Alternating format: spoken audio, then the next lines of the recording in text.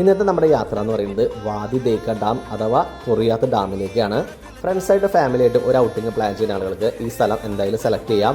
അത്യാവശ്യം നല്ല സ്ഥലം തന്നെയാണ്, നല്ലൊരു ഗാർഡൻ ഉണ്ട്, അതുപോലെ ഒരു ഡാം കാര്യങ്ങളൊക്കെ കാണാം. ഒമാനിലെ ഏറ്റവും വലിയ ഡാം ആയതുകൊണ്ട് മാത്രമല്ല ഇവിടെ വന്ന് കാണാനും അതുപോലെ ഈ ഒരു വൈബ് ആസ്വദിക്കാനും ഒരു പ്രത്യേക രസം തന്നെ ഫീൽ ചെയ്യുന്നുണ്ട്.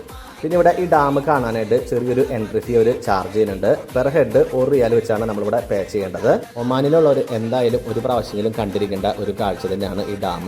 അതിൻ്റെ വലിപ്പം മാത്രമല്ല അതിൻ്റെ ആ പണിതാണ് സ്ട്രക്ചർ കാര്യങ്ങളൊക്കെ കാണാനും എന്താ പറയുക ഒരു പ്രത്യേക രസം തന്നെയുണ്ട്.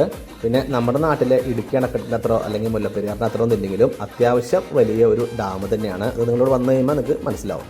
ഇതുകൂടാതെ ഡാമിൻ്റെ അടുത്തായിട്ട് തന്നെ ഒരു ടവർ കഫേയും കൂടിയുണ്ട്. അപ്പോൾ അതിൻ്റെ മുകളിൽ കയറി കഴിഞ്ഞാൽ കുറച്ചും കൂടി നല്ലൊരു വ്യൂ കിട്ടും. നിങ്ങൾക്ക് വേണമെങ്കിൽ ചായയോ ഷേക്കോ എന്തെങ്കിലും വേണമെങ്കിൽ അത് എന്താ പറയുക ഡാം കണ്ടുകൊണ്ട് തന്നെ നമുക്ക് എൻജോയ് ചെയ്യാം.